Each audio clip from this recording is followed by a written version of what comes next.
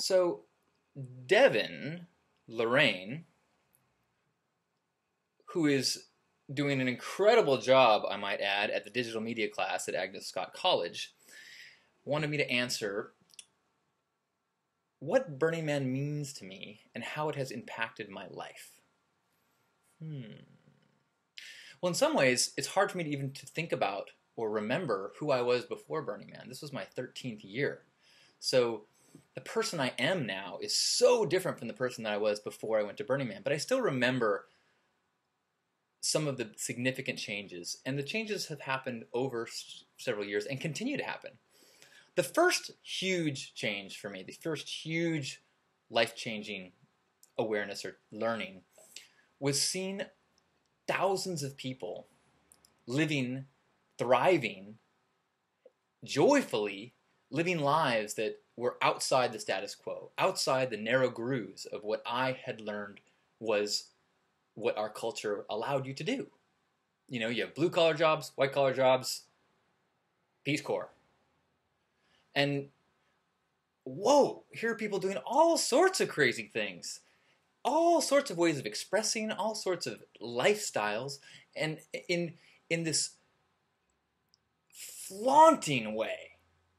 I, for most of my life, and continue to battle with judgment, with fear of humiliation, with fear of people making fun of you, excuse me, and here was a place where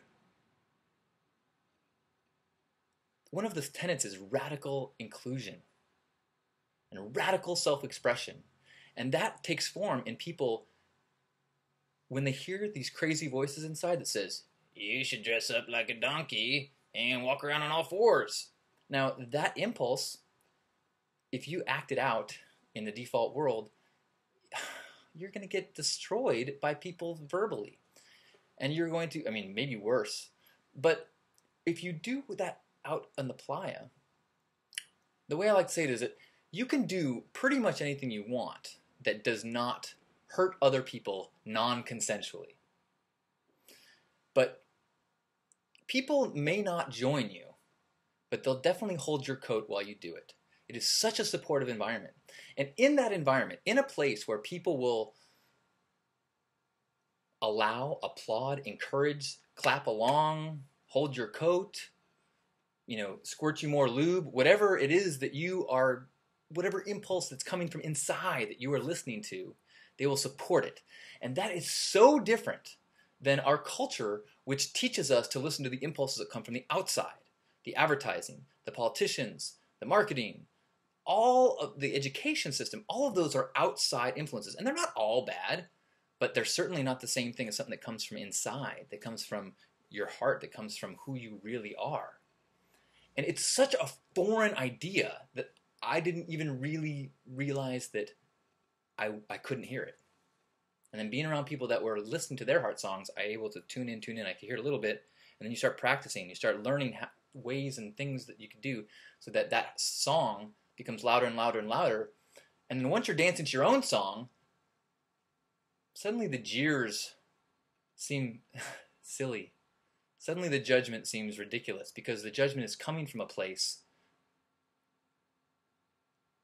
of severe ignorance to the existence of heart songs. And I think part of the jeers is a jealousy, is an anger, is a, you know, we all agreed to follow the rules. We agreed to go to work at a certain time. We agreed to dress a certain way. You're outside the lines, so I have two choices. I can either change my worldview or attack you. Which is easier? Attacking, of course. So that was the first big thing, and it continues to change. And I'm constantly inspired just by meeting more and more people who have made this switch in their lives from following external rules, following external guidelines of how you should, and even things you want. Most of us, I believe, in our culture, and I have to fight it every day, find ourselves chasing after these carrots that we've been taught is things that we want. Material things. The coolest new gadgets. Not just the most functional new gadgets. They got to be cool. That's why they change the way they look every couple years. And they change, now it's black, now it's thin, now it's curved, now it's not curved. Is because when you pull out your old phone, so we're taught to chase these carrots, never really realizing until way down the path that the taste of carrot, it's not what I like.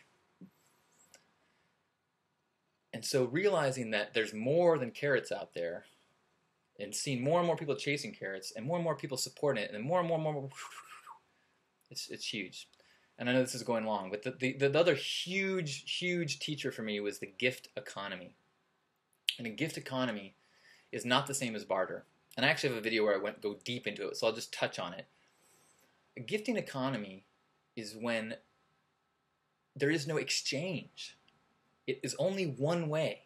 An exchange is an equal. You give one, I give one, we're both equal. Fine. We're both a little happier because we have the one thing we have we like better. But in a gift, it's like when you cook someone a meal and they're happy. They're like, oh, that's awesome. They feel great because you've given them this wonderful food filled with love. You feel great because you fed their belly and made them feel good. So then that's way more than +1 -1. It's plus like 9. And it lifts up the whole energetic love equation. And in a gift economy, when you have thousands and thousands of people doing that, trying to make you happier, trying to make you have a little bit more joy, trying to increase your pleasantness a little bit or a lot, or blow your mind, or inspire you.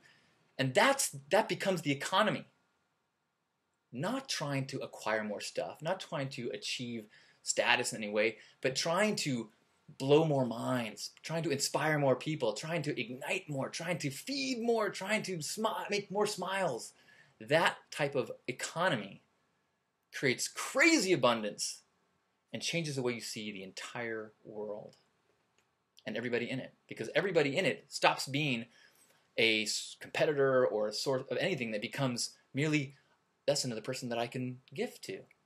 And I know from practice that if I gift to them, it'll make them happy and it'll make me happy. And even if it doesn't make them happy, it'll still make me happy. And when the world becomes an equation like that, game changer.